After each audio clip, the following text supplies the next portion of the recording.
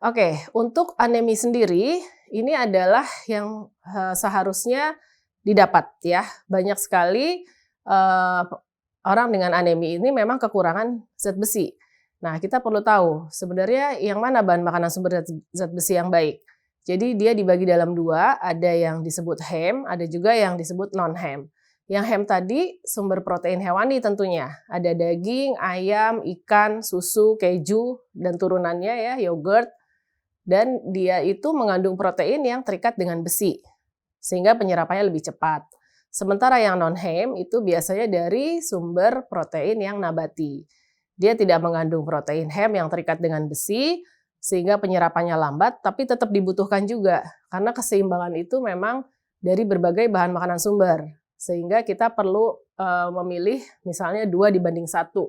2 protein hewani, 2 butir telur ya, sesuai dengan rekomendasi pemerintah untuk tata laksana stunting, ditambah misalnya tahu atau tempe gitu ya, atau kacang-kacangan, kacang kedelai, kacang almond, susu, itu boleh ya kita konsumsi. Ini adalah bahan makanan sumber zat besi yang memang harus terpenuhi. Nah, kemudian vitamin C ini juga membantu untuk penyerapan dari zat besi tadi. Makanya sangat penting untuk mengkonsumsi sayur dan buah.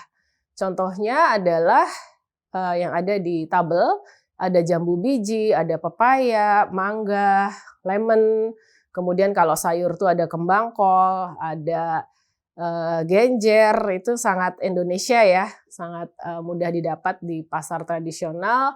Cabai juga rata-rata orang memasak menggunakan cabai, itu memang harus divariasikan menunya. Sehingga dengan adanya vitamin C ini, sumber zat besi tadi bisa optimal diserap oleh tubuh. Nah, ini kita lihat faktor yang mempengaruhi absorpsi zat besi ya. Jadi vitamin C, kemudian fruktosa, daging merah, ikan, ayam, panahnya ke atas. Jadi setiap 75 gram daging merah, ikan atau ayam, atau 75 mg vitamin C, dia dapat meningkatkan penyerapan besi hingga 8-20%.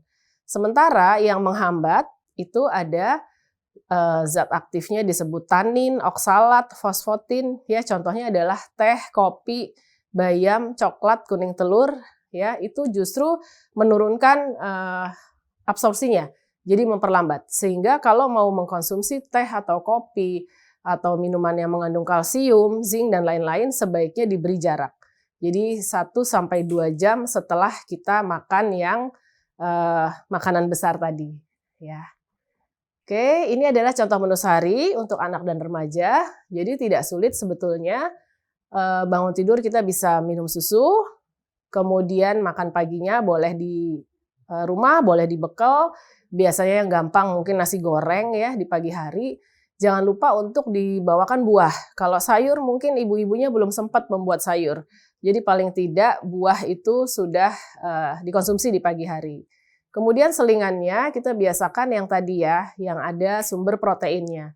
Jadi kacang-kacangan, kemudian jelly itu seperti pada gambar, atau puding, ya yogurt juga yang mudah dikonsumsi, tinggal minum. Boleh, usahakan pilih yang plain, jadi tidak menambah gula lagi. Kalau mau beli di minimarket gitu, yang rasa plain aja. Boleh ditambah pisang, potongan stroberi, dan lain-lain. Itu biasanya anak-anak lebih suka. Kemudian makan siang, itu menunya seperti Indonesia yang orang Indonesia biasa konsumsi ya. Ada sayur bayam, mungkin ada ayam goreng ya. Upayakan tadi yang digoreng hanya 1 kali sehari, maksimal 2 kali. Sehingga tidak menambah lemak. Selingan sore boleh susu lagi, boleh sama. Atau kalau mau diganti 1 potong kue juga boleh ya. 1 potong kue dengan teh manis atau jus itu boleh. Makan malam biasanya nggak jauh berbeda dengan makan siang, tapi ini dibuat mudah. Contohnya misalnya nasi tim, dia udah ada ayamnya, protein hewani, sudah ada sayurnya. Kalau mau ditambah telur 1 masih boleh. Dan kalau memang diperlukan, sebelum tidur itu boleh minum susu lagi. Kalau seandainya sudah cukup, nggak perlu diberikan kalau tidak ada kegiatan lain. Boleh tidur jam 9 atau jam 10. Dan jangan lupa tadi setiap kali makan kita ada konsumsi air mineral ya, air putih 6-8 gelas. 6 ini mungkin yang 2 lagi kita sisakan kalau anak mau minum susu atau jus. Kalau nggak ada gangguan ginjal lebih dari 8 gelas masih boleh. ya. Kalau yang ada masalah, sebaiknya konsultasi dulu dengan dokter. Oke, tipsnya kita harus mengombinasikan berbagai variasi menu makanan untuk mencegah rasa bosan, karena anak mudah sekali bosan. Jadi memang dari tampilan, dari rasa, dari warna itu harus sesuai ya, terutama untuk anak-anak ya. Kalau remaja mungkin sudah bisa memilih sendiri, biasanya dia jajan. Ajarkan juga cara jajan yang baik, memilih menu untuk remaja ya.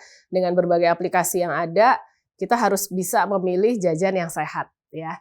Jadi melibatkan anak dan remaja dalam memilih menu, memilah-milah jenis makanan mana yang baik dan kurang baik dikonsumsi, itu melalui aplikasi itu udah gampang banget sekarang. Dan membuat penampilan dan penyajian makanan lebih menarik, ini adalah tugas para orang tua atau pelaku rawat atau pengasuh dari anak dan remaja tersebut. Kesimpulannya, bahwa anak dan remaja ini harus menerapkan pola hidup sehat dalam kehidupan sehari-hari. Kita bisa melihat rekomendasi dari Kemenkes. Kemudian prinsip 3J tadi, jenis, jumlah, dan jadwal harus juga diingat. Kita pemilih konsumsi karbohidrat dan lemak yang baik ya, good fat sebagai sumber zat tenaga di setiap porsi makan. Kemudian sumber protein, hewani dan nabati sebagai sumber zat pembangun untuk tumbuh kembang anak.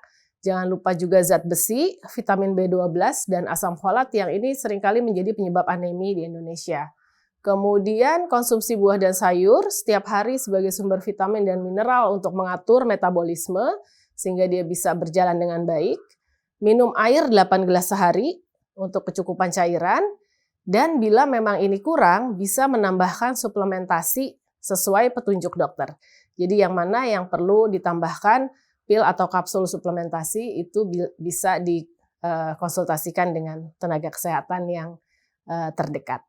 Baik, referensinya bisa kita lihat di sini. Saya rasa sekian topik dari kegiatan kita hari ini. Terima kasih. Wassalamualaikum warahmatullahi wabarakatuh.